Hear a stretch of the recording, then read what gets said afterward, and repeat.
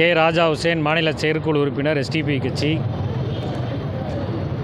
கோவை மத்திய மாவட்டத்தின் சார்பாக 2025 வக்பு திருத்த சட்ட மசோதாவை தாக்கல் செய்த ஒன்றிய மோடியினுடைய அரசை கண்டித்து ஆர்ப்பாட்டம் இங்கே நடைபெற்று கொண்டிருக்கிறது.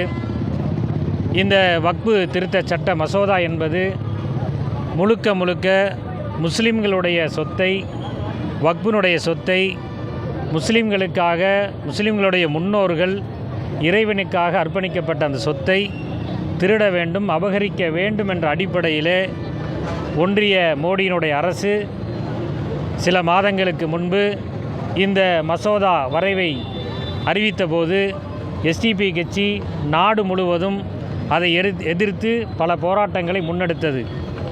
பல்வேறு ஜனநாயக சக்திகளை ஒருங்கிணைத்து இது முழுக்க முஸ்லீம் விரோத திட்டம், இது முழுக்க இந்த சொத்தை அபகரிக்க வேண்டுமென்று ஒன்றிய அரசு போடக்கூடிய திட்டம் என்று ஒரு விழிப்புணர்வு பிரச்சாரத்தையும் போராட்டத்தையும் முன்னெடுத்தது.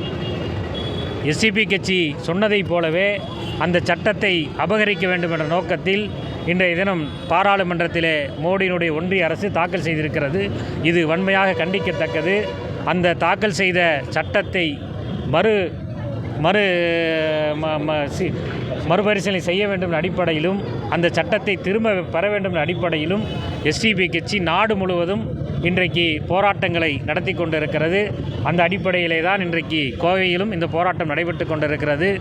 ஆடு நனைகிறதே என்று ஓநாய் கவலைப்பட்டதைப் போல முஸ்லிம்களுடைய சொத்துக்களை அபகரிக்க வேண்டும் என்று திட்டம் போட்ட மோடியினுடைய அரசு முஸ்லிம்களுக்காக, முஸ்லிம்களுடைய ஏழைகளுக்காகத்தான் இந்த சட்ட திருத்தத்தை கொண்டு வந்திருக்கிறோம் என்று பொதுமக்களிடையே ஒரு தவறான கண்ணோட்டத்தை சித்தரிக்கிறார்கள். அந்த கண்ணோட்டத்தை எஸ்டிபி கட்சி முறியடிக்கும். மேலும் இன்றைக்கு பாரதிய ஜனதா கட்சியிலே மோடியினுடைய ஆட்சி அமைப்பிலே ஒரு முஸ்லீம் எம்பி கூட கிடையாது.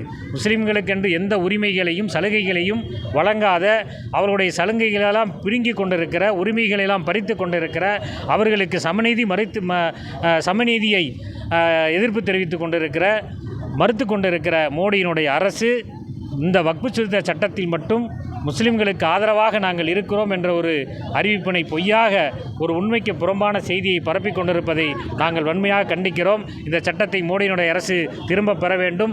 திரும்ப பெறும் வரை நாடு முழுவதும் ஜனநாயக சக்திகளை ஒருங்கிணைத்து எஸ்டிபி கட்சி மிகப்பெரிய போராட்டங்களை முன்னெடுக்கும் என்பதை நேரத்தில் நாங்கள் தெரிவித்துக் கொள்கிறோம்.